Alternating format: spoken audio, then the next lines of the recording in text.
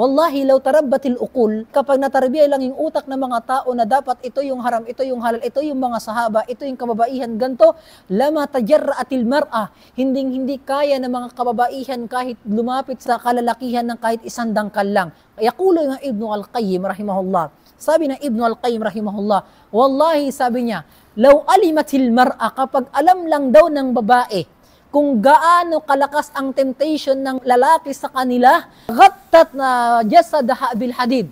Kung alam nyo lang kung gaano kalakas yung temptation ng lalaki sa inyo, kapag lumalabas kayo, ghattat jasadaha bil hadid, ay wallahi, kagko-cover kayo sa katawan ninyo gamit yung mga bakal. Wallahi, sabi ni Ibn al-Qayyim rahimahullah. Kung pwede maghijab gamit yung bakal, at kung pwede mag-abaya gamit yung bakal para hindi lang ma-expose yung katawan ninyo sa tindi ng temptation ng mga kalalakihan sa inyo, laghattatu jasadaha bil hadid. Wallahi, sabi ni Ibn al-Qayyim, kung alam ninyo lang, sabi niya, ang temptation ng kalalakihan si walidhalika Allah subhanahu wa ta'ala, sabi ni Allah subhanahu wa ta'ala, lamayad ko nung binanggit ni Allah subhanahu wa ta'ala sa lahat ng mga believer na mga Muslim, sabi ni Allah ta'ala, wa qul lil mu'minin yaghuduna min absarihim wa yahfazu furujahum dhalika azka lahum. At sabihin mo Muhammad sa lahat ng kalalakihan ng mga lalaki ay kanilang ibaba ang kanilang mga paningin. Ibaba ang kanilang paningin. Huwag silang titingin sa mga kababaihan. Wa yahfazu furujahum, at kanilang pangalagaan ang kanilang mga private parts mula sa pagzina, mula sa lahat ng mga haram. Dhalika azka lahum. Ito ay mas dalisay sa kalalakihan. Thumma, sabi rin ng Allah subhanahu wa ta'ala, lamayad ko nung binanggit ni Allah ta'ala, ibaba ang paningin ng kalalakihan. Ibig sabihin ba, kayong mga babae, kayo lang yung may karapatan magsabi sa kalalakihan, no, ikaw lalaki, ibaba ninyong paningin ninyo kasi dadaan ako. Ganun lang ba? La, sabi ng Allah ta'ala patungo sa sunod na aya, wa kullil mu'minati ay yaghdudna min absarihin, at sabihin mo rin ya Muhammad sa lahat ng mga babae na huwag kayong titingin sa mga kalalakihan kasi matitempt din kayo sa kagwapuhan ng mga kalalakihan. Ay yaghdudna min absarihin. Tapos sabi ng Allah Ta'ala, wa yahfazna furujahun, at pangalagaan ninyo rin ang private parts ninyo mga kababaihan kayo. Thumma zada fi dhalik. Anong sabi ng Allah Ta'ala? Nung sinabi ng Allah Ta'ala, ibaba ng paningin ng mga kalalakihan at ibaba ang paningin ng kababaihan, tapos sabi ng Allah Ta'ala, alagaan ng private parts ng lalaki at babae, hanggang dun lang yung lalaki. Pero dinagdagan ng Allah Ta'ala patungkol sa babae.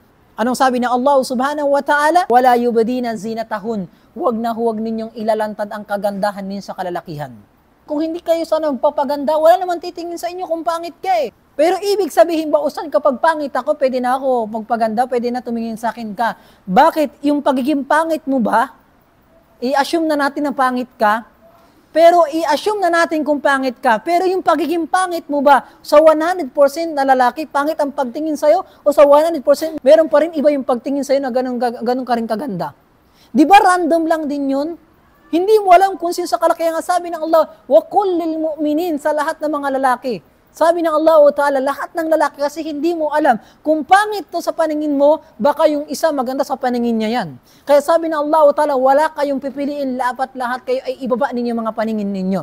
Walakin zada fil mar'a, pero dinagdagan ng Allah Ta'ala sa kababaihan, wala yubdina zinatahun. At huwag na huwag ninyong ilalantad ang kagandahan ninyo. Huna, wakafat. Meron ditong question. Sabi ng mga scholar, ano ang tinutukoy dito ng kagandahan na huwag ilantad ng mga babae sa lalaki? Pag sinabing zinatahun, palamuti, huwag na huwag ninyong ilalantad ang palamuti ninyo. Yan ko, binanggit ng ulama ng tafsir, ikhtalafa, nagkaroon ng argumentation yung ulama ng scholar dito. Ano ang tinutukoy ni Allah ng palamuti dito? Meron ditong dalawang classification ng palamuti. Unang palamuti dito, yung tinatawag na sifaratabul zina. Ibig sabihin, nakaseparate na palamuti. At yung isa naman, yung connected na zina, nakakonect sa'yo na zina.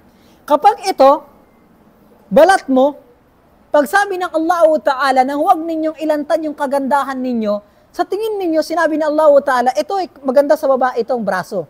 Tama ba? Ito, understood to na hindi mo ilalantad to. Tama? Di ba ang pinaka-original form ng pananamit mo, naka-cover ka? So, hindi ibig sabihin ng tinutukoy na aya dito na huwag ninyong ilalantad yung palamuti ninyo, hindi yung tinutukoy dito yung balat ninyo. Kasi understand sa mga Arab na ang babae talaga naka-cover talaga sila. Ang tinutukoy dito, huwag ninyong ilabas yung palamuti ninyo, yung magagandang damit ninyo na kapag sobrang ganda ng damit mo, ma-attract sa yung kalalakihan sa inyo. Ang ganda ng damit niya, oh. Nakita mo yung damit niya? Yung abaya niya, Yun ang tinutukoy dito ng Allah Ta'ala, wala yubdina zinatahun. Huwag ninyong ilalantad ang palamuti ninyo. Ang tinutukoy dito ay separable zina. Inakaseparate sa katawan ninyo. Ibig sabihin tinutukoy din yung damit ninyo. Ipinagbawal ng Allah Ta'ala kasi bakit? Kapag nagdamit ka ng maganda, titignan ka ng lalaki.